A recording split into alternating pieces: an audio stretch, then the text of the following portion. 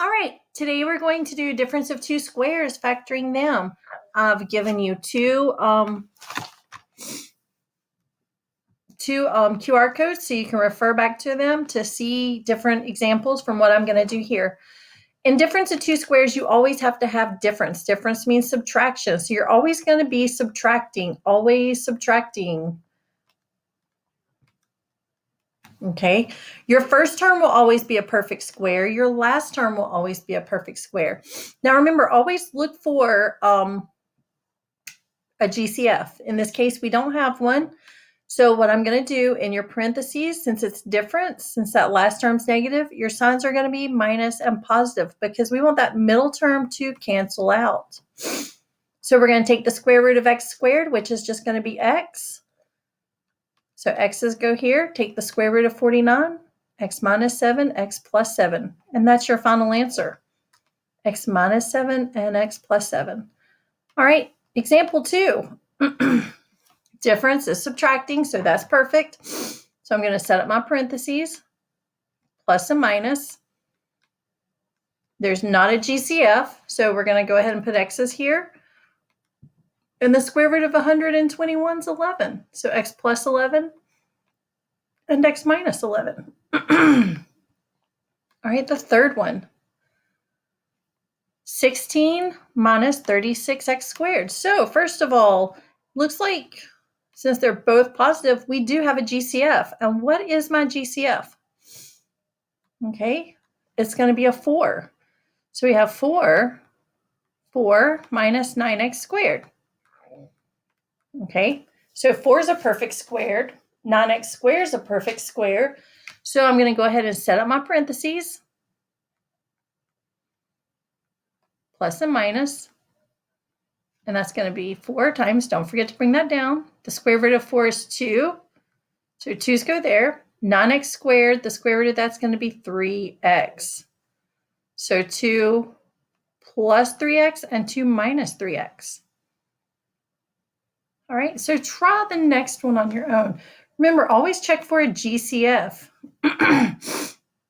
So the greatest common factor here is going to be a 3, x squared minus 9. So x squared minus 9 is a perfect square. So it's going to be x plus 3 and x minus 3. I'm going to bring down my 3, and that is all. All right. A couple more examples. What happens when there's numbers in both of them? I mean, that does happen. So the square root of 4a squared is 2a. Square root of 49 is 7. So 2a plus 7, 2a minus 7.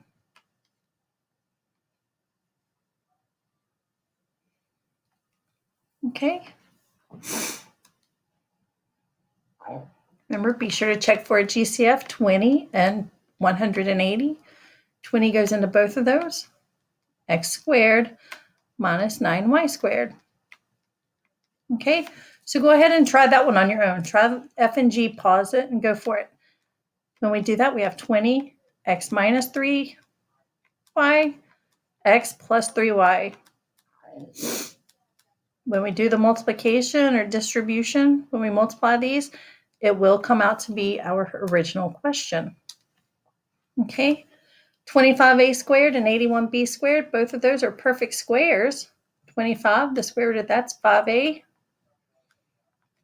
Square root of 81b squared, so 5a plus 9b, and 5a minus 9b.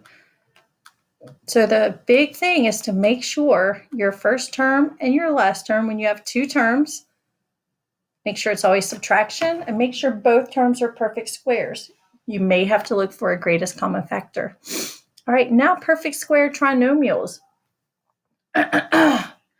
In this one, your last term is always going to be a positive. Okay, your last term will always be plus b squared.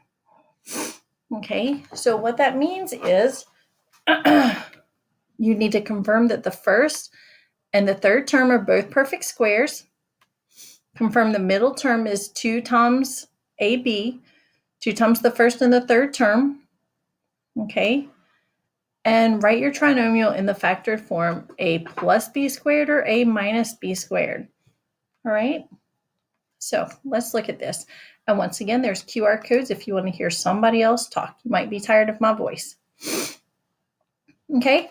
Is 25 a perfect square? Yes. 36 is a perfect square. Well, I'm going to just jot down little notes right here. What's the square root of 25? 5.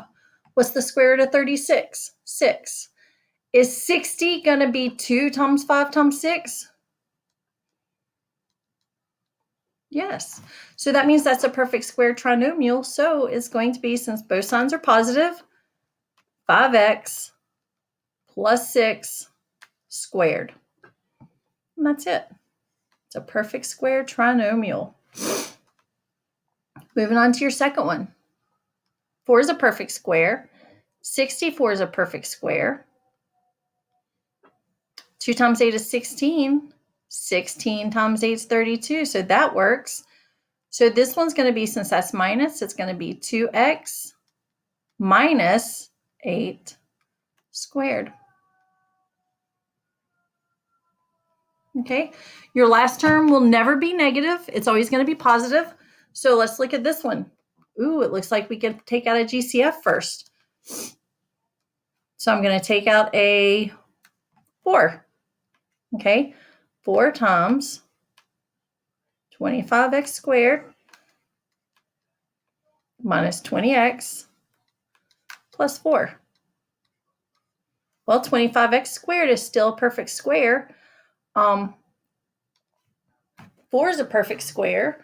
So we have 5 here. We have 2 here. 5 times 2 is 10. 10 times 2 is 20. So that works. So my answer is going to be, since that's minus 5x minus 2 squared. Okay, and that's all for that one. Now for D, let's look at D, the last one. Okay, look for your GCF, because 18 is definitely not a perfect square. So let's look. We can take out 2. 2, 9x squared plus 54x plus 81.